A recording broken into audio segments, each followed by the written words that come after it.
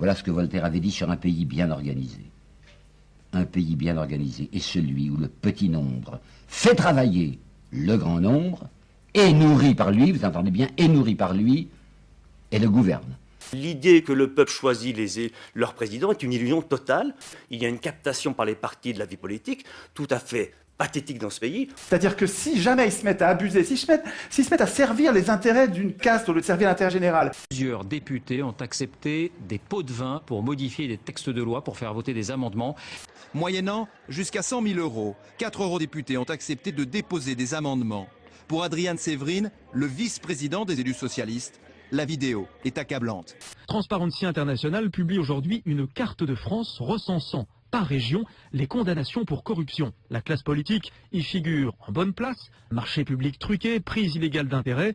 Parfois, on pourrait avoir l'impression, vous verrez un tout un faisceau d'indices, que les multinationales recrutent des anciens dirigeants pour service rendu. Ce sont tous des élus qui, dans une vie antérieure, travaillaient dans la finance ou, tenez-vous bien, dans le lobbying. Alors évidemment, cela n'excuse rien, d'autant que la plupart des députés européens sont d'anciens chefs d'entreprise, d'anciens médecins ou d'anciens avocats. Pourquoi les multinationales achètent nos dirigeants? L'ancien président de la Commission européenne, donc imaginez que c'est le top du top de l'Union européenne, le mec a été président de ça de 2004 à 2014, il vient de se faire recruter par Goldman Sachs. Il faut savoir qu'avant Barroso, il y avait un autre président de la Commission européenne qui s'appelle Romano Prodi, qui lui aussi a été recruté par Goldman Sachs. La procédure qui permet aux riches de prendre le pouvoir, c'est le suffrage universel. Le faux suffrage universel. Pour condamner les Français aux travaux forcés, c'est-à-dire qu'on travaille pour eux, quoi. Et aujourd'hui, on leur donne, toujours aujourd'hui, on leur donne des dizaines de milliards, des centaines de milliards par an. Ça suffit, quoi, ça suffit. Le personnel politique est perçu comme une classe fermée sur elle-même, préoccupée avant tout de ses intérêts et de ses intérêts de carrière en particulier, éloignée des préoccupations des citoyens. Il est dangereux de croire que les hommes politiques que nous avons élus défendent strictement nos intérêts. Car il ne faut pas oublier qu'ils ont aussi des intérêts personnels à défendre. Donc on voit que ces espèces de collusions entre privé et public, c'est une des plaies de notre démocratie. Et donc il serait peut-être urgent qu'on régule et qu'on regarde avec attention et qu'on sanctionne dès qu'il y a des abus, quand quelqu'un passe du privé au public ou du public au privé. Parce que des deux côtés, c'est un obstacle à l'intérêt général. Je dirais qu'aujourd'hui, nous sommes contrôlés par le plus monstrueux appareil d'État qu'on ait jamais vu, ce qui est normal avec l'évolution des technologies, les caméras, Internet, les écoutes. Nous sommes la proie du plus oppressif, des plus énormes appareils d'État, des plus instrumentés les appareils d'État qu'on ait jamais vus, au profit d'une absence d'État qui est le privé. Sur la Terre, les pouvoirs abusent et on en arrive à une destruction de la planète physique. Parce qu'on n'a pas le contrôle des pouvoirs. La crise financière de 2008, donc elle a été de notoriété publique causée par des abus et des manques de régulation et des pratiques douteuses de plein de banques. Et ces banques-là ont été très peu régulées. Mais pourquoi? Mais parce que c'est des banquiers qui devaient réguler les banques. Donc peut-être que quand même, si l'autorité publique et politique qui doit réguler, elle vient de la banque ou elle veut y retourner, bah évidemment qu'ils ne régulent pas les banques. Là, on n'est pas dans l'État, hein.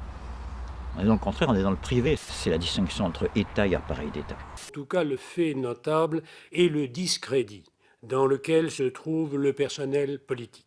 Blanchiment d'argent, abus de biens sociaux, fraude fiscale et affaires Pygmalion.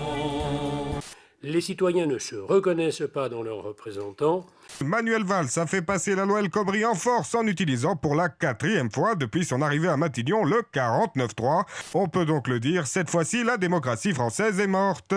Donc je me suis dit que j'allais vous résumer rapidement en quelques mots cette loi de merde. Vous vous êtes bien fait enculer, voilà. J'ai pas trouvé plus synthétique. Ceux qui écrivent la Constitution, les auteurs constituants, ceux qui écrivent la Constitution ont un intérêt personnel à pas écrire de bonne constitution, à pas écrire notre puissance.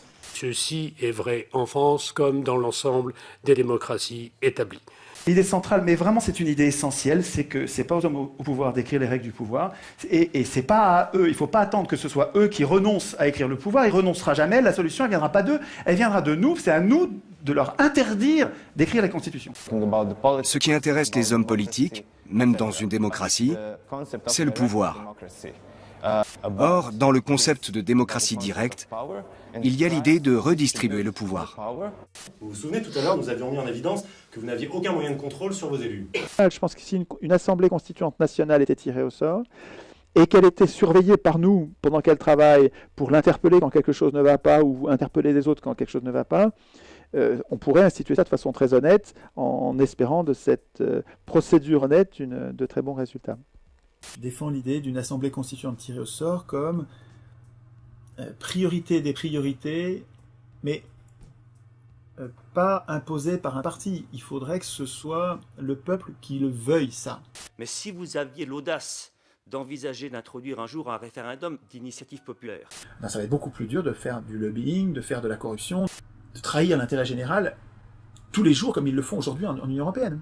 Je me dois d'obéir à la loi quand elle exprime le droit.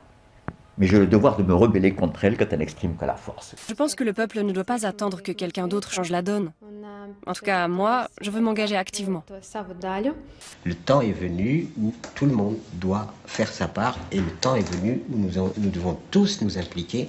Je dirais que le changement du monde ne pourra pas se faire si nous ne prenons pas notre véritable rôle. So there are only your hands, my hands, all of our hands to change things, to make them better. And you have a lot to make them better. Au sein même des citoyens qui ont à cœur de jouer un rôle actif dans le changement de la société, ça fourmille de talents et de gens qui ont des initiatives. Au programme de la journée, conférences, ateliers et bien sûr des rencontres, car c'est ça, la base de la démocratie participative. C'est le moyen principal d'associer les citoyens aux décisions qui les concernent, c'est la moindre des choses. Ne pensez-vous pas qu'il est temps de s'essayer à un peu de démocratie directe ? On voit naître un mouvement social qui réclame une véritable démocratie. Dans toutes les villes, des hommes et des femmes se révoltent et investissent l'espace public. Ils exigent un changement de politique. On ne tient pas éternellement une société avec BFM, de l'African et du Lexamil. En septembre 2011, c'est Wall Street à New York qui est occupée par les manifestants. Ils veulent mettre fin à la spéculation et réclament une politique moins dépendante de la finance. Bientôt, on retrouve le mouvement Occupy en Europe, notamment devant la Banque Centrale Européenne à Francfort, où les militants campent pendant des mois et alertent l'opinion sur le lien entre capitalisme et crise de la démocratie. Cette révolution, qu'est-ce que c'est? C'est une explosion de gens qui ont été étouffés, qui ont été asphyxiés. Et qu'est-ce que nous avons fait, nous, pour ces gens-là? Est-ce qu'on ne les a pas comprimés? Est-ce qu'on ne les a pas mis dans un tel état qu'ils n'ont d'autre recours que l'insurrection? Et tenez-vous après, ô semeurs de tempête, que ce souffre-douleur soit votre trouble fête. La résistance contre une minorité qui détient le pouvoir et décide du destin de millions de personnes. Son cri de guerre est « Nous sommes les 99%. » Les riches, nous, les privilégiés, nous pourrons monter des murs de plus en plus haut. Mais rien n'arrêtera ceux qui ont besoin de partager avec nous. Après toutes ces décennies de croissance, l'enjeu de l'économie, l'enjeu de la globalisation, c'est la justice sociale. Sans justice sociale, il n'y aura plus d'économie. Et on met en commun nos forces de réflexion, nos forces de pensée, pour aller vers la vérité. Comme un cerveau collectif. Comme un cerveau collectif. Il semblerait qu'elle fonctionne comme des laboratoires où l'on tente de se réapproprier et de redécouvrir l'expérience démocratique. Pensez-vous que nous soyons en démocratie ? On veut parler de démocratie directe, dans laquelle le peuple se représenterait lui-même directement. Parce qu'on voit des gens qui participent à des assemblées populaires et on vote à main levée. Ça a existé, ça montre que ça peut fonctionner.